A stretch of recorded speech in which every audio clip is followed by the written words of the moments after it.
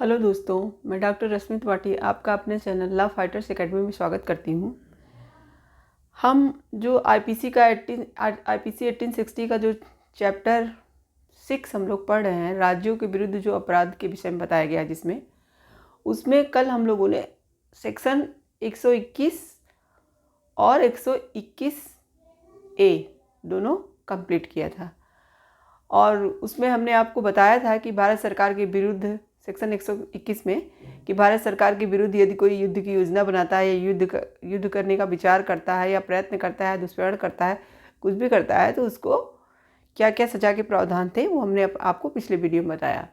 और इसका षड्यंत्र करना भी एक अपराध माना जाता है, वो हम लोग ने सेक्शन 120 ए में पढ़ा था। आज उसके आगे दो और इस चैप्टर के इम्पॉर्टेंट सेक्शन हैं जो कि बहुत ही ज़्यादा इम्पॉर्टेंट है, बहुत ही इम्पॉर्टेंट।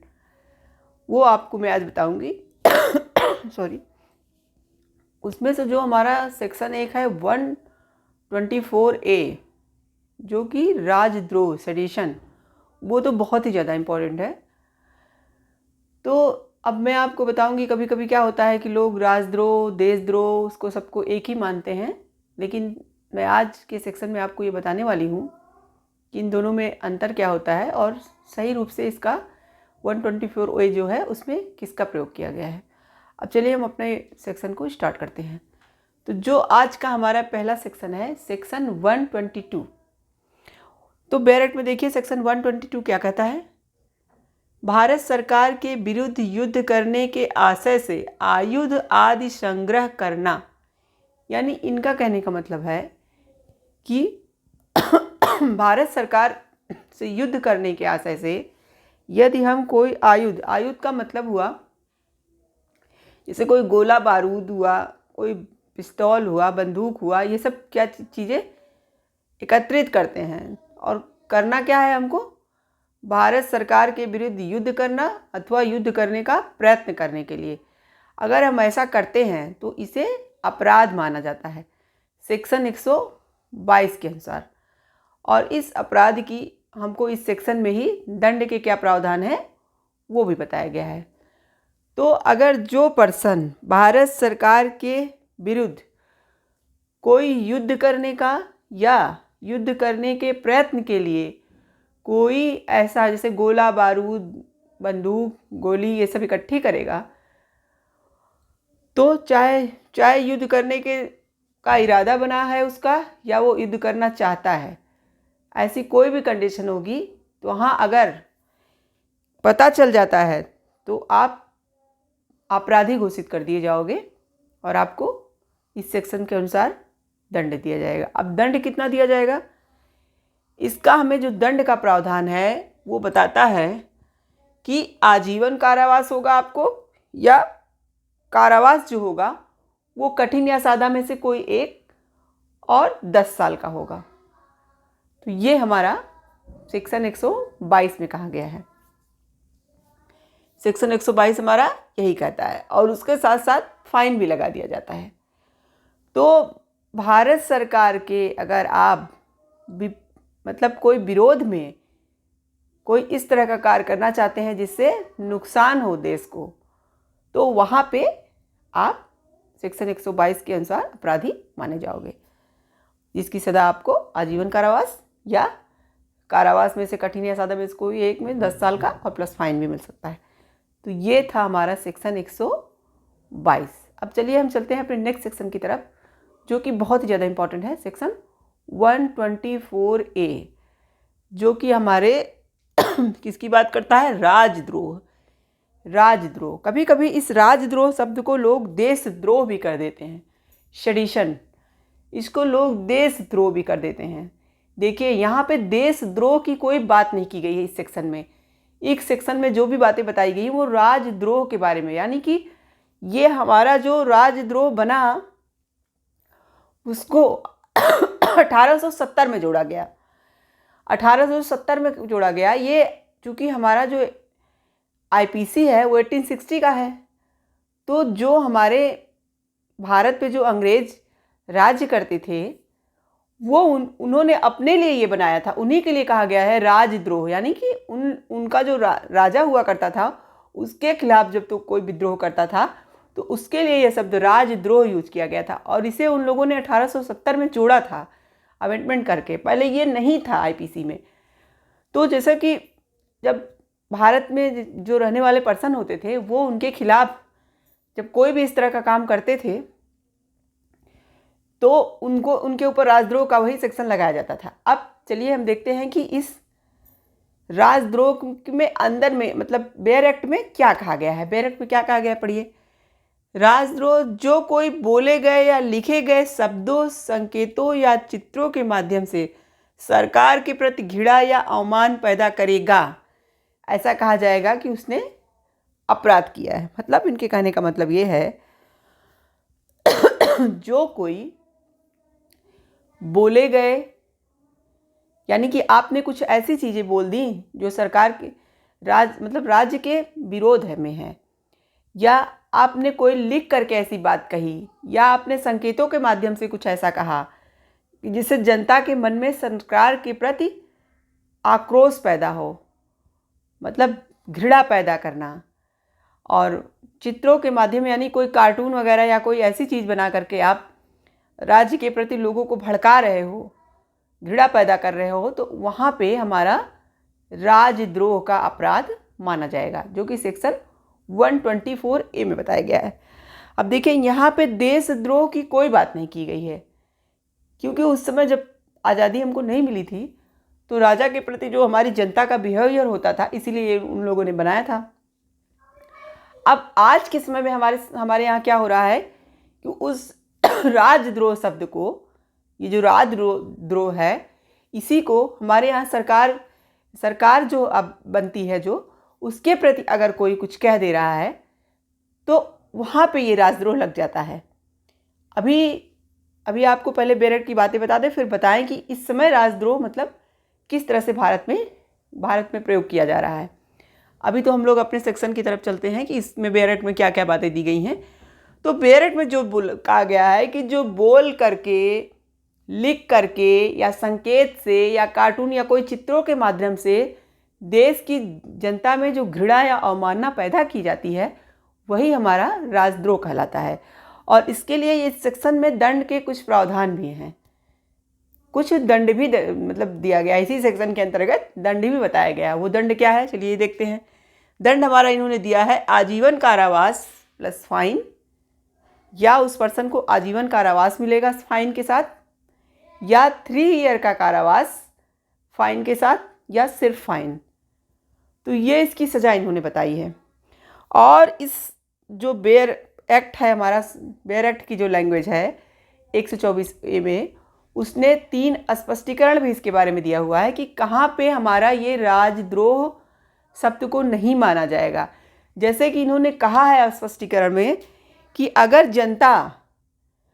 जनता में कोई भी या शासन के बारे में या सरकार के किसी ऐसे कामों के बारे में कि उसे जो है उसको समझ में नहीं आ रहा है, उसे संशोधित किया जाए, उसके बारे में कोई टीका टिप्पणी करता है, तो वहाँ पे उसे राजद्रोह नहीं माना जाएगा। ये बात स्पष्ट रूप से बताई गई है कि राजद्रोह हमारा कहाँ नहीं माना जाएगा।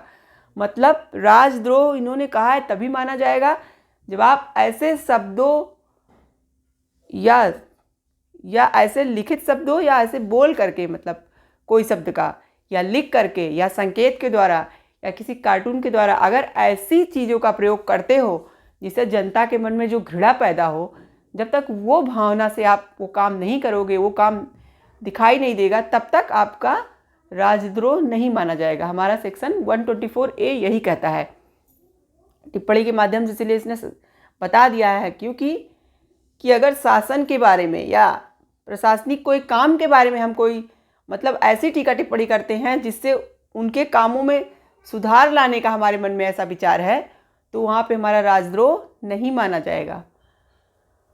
तो फिर ये सेक्शन 124 यही बताता है आपको जो है दंड के प्रावधान क्या क्या हैं, और किन शब्दों को राजद्रोह में शामिल किया गया है और किन बातों को नहीं शामिल किया गया है।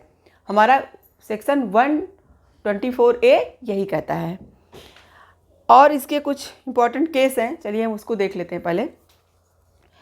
पहला जो हमारा ये इसकी जो शुरुआत हुई राजद्रोह की, वो बाल गंगाधर तिलक जो थे 1897 में इन्होंने अपना जो केसरी नामक, आप लोग हिस्ट्री में पढ़े होंगे कि इनकी जो केसरी नामक पत्रिका चलती थी, उसमें इन्होंने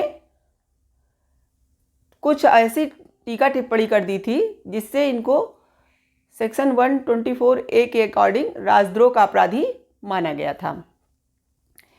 अब केदारनाथ सिंह वर्सेस बिहार राज्य का एक बहुत इंपॉर्टेंट केस है। इस केस में हमारी जो कोर्ट थी उसने कहा कि इस जो सेक्शन है उसका मेन काम यही है कि जनता के मन में सरकार के प्रति कोई मतलब गलत बात न बैठा दे, इस बात को रोकने के लिए यह सेक्शन लाया गया है। तो यह सेक्शन की इम्पोर्टेंस बहुत ज़्यादा है, तो इस सेक्शन को अनदेखा नहीं किया जा सकता है। जब कोई ऐसे शब्दों का प्रयोग करेगा, ऐसी बातें बोलेगा जिससे देश की जनता के मन में घृणा पैदा हो राज्य के प्रति, तो वहाँ पे हमारा सेडिशन का चार्ज उस पर लगेगा। यही कहा गया था केदार सिंह वर्सेस बिहार राज्य के केस में, जो कि 1962 का केस था। ये बहुत इंपॉर्टेंट केस है, इसको आप लोग ध्यान से समझिएगा। अब नेक्स्ट केस हमारा है बलवंत सिंह का। बलवंत सिंह का केस था जो 1995 में था। वहाँ पे क्या था कि कुछ लोगों ने खालिस्तान का नारा लगाया था। तो जब उन्हें सेडिशन का चार्ज लगाया गया तो फिर कोर्ट में जब केस गया तो कोर्ट ने कहा कि अगर खालिस्तान का नारा लगाने से जो समुदाय थी वहाँ, उनके ऊपर कोई फ़र्क ही नहीं पड़ा, वो ना भड़की, ना उनके मन में कोई घृणा पैदा हुई, तो वहाँ पे हमारा सेडिशन का चार्ज उनके ऊपर से कोई मतलब काम का नहीं है, हटा दिया गया, फिर उसको वैल्यूएबल नहीं माना गया।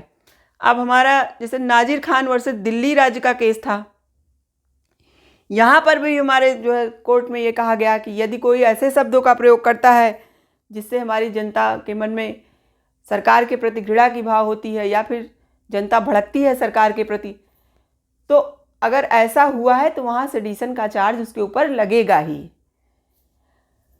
और जैसे कन्हैया कुमार का आया था, आप लोगों ने सुना ही होगा, जो दिल्ली यूनिवर्सिटी से था, उसने भी कुछ ऐसे शब्दों का प्रयोग किया था जिससे उसको सेडिशन का चार्ज लगाया गया था। तो हमारे देश में इस समय सेडिशन का मतलब बहुत मिसयूज़ भी किया जा रहा है। अगर कोई शासन के खिलाफ और मतलब प्रशासन में जो भी मतलब सरकारें चल रही उनके खिलाफ कोई उल्टा सीधा अगर बोल दे रहा है तो उनको सेडिशन का चार्ज लगा के उनको पकड़वा दिया जा रहा है। जबकि हमारे जो सेक्शन 124A है वहाँ पे ये बात भी स्पष्ट रूप से लिखी हुई है कि आप तभी सेडिशन का चार्ज लगाओगे जब देश की जनता के मन में इस तरह का कोई जो है पर्सन जो है घृणा पैदा कर रहा हो, बहुत ज़्यादा जनता को भड़का रहा हो राज्य के खिलाफ, तब ऐसा आप करोगे। लेकिन अब क्या हो रहा है, अब ऐसा नहीं हो रहा है ज़्यादातर। इसीलिए इस तरह के बहुत सारे मामले हमारे जो हैं वो कोर्ट में पड़े हुए हैं और बहुत लोग तो ये बोल रहे हैं कि इस सेक्शन को ही हटा दिया जाए। कुछ लोग जो हमारा विधि आयोग है, लेकिन उन्होंने कहा कि इस सेक्शन को हटाया ना जाए, ये ज़रूरी भी है देश के लिए। तो कुछ लोग ये बोलते हैं इसमें संशोधन कर दिया जाए और कुछ चीज़ें चेंज करके इसको बनाई जाए। तो तमाम तरह की इस सेक्शन को लेके लोगों की राय है, क्योंकि इसमें कुछ मतलब ऐसे लोग भी हैं जो निर्दोष हैं, उनको भी सेडिशन का चार्ज लगा के पकड़ लिया जाता है। जैसे एक हैं हमारे असीम त्रिवेदी, जो कार्टूनिस्ट थे, आपने उनका नाम सुना ही होगा। तो असीम त्रिवेदी जो हैं वो कार्टूनिस्ट थे। उनका काम था कि किसी भी राजनीतिक पर्सन या किसी मुद्दे पर वो अपना फ़नी कार्टून वगैरह बना करके दिखाते थे, तो उनके ऊपर भी सेडिशन का चार्ज लगा दिया गया था।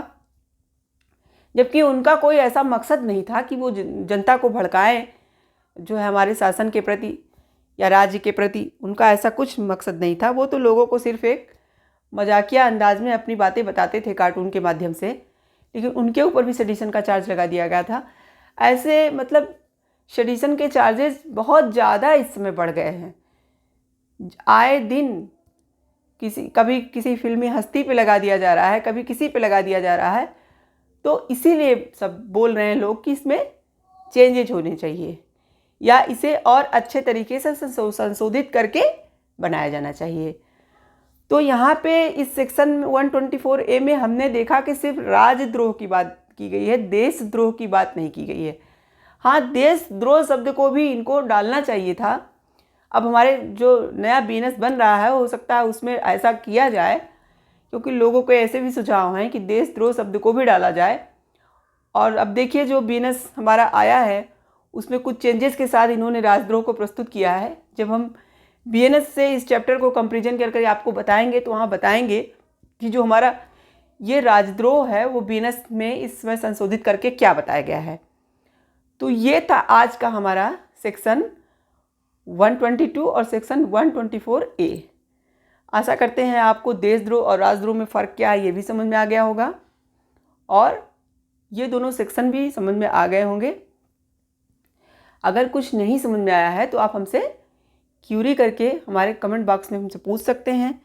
और अगर आप हमारे चैनल पर नए हो तो लाइक कीजिए, सब्सक्राइब कीजिए, शेयर कीजिए, बेल आइकन को दबाइए, जिससे आपको मेरे आने वाली नई वीडियो का पता चले।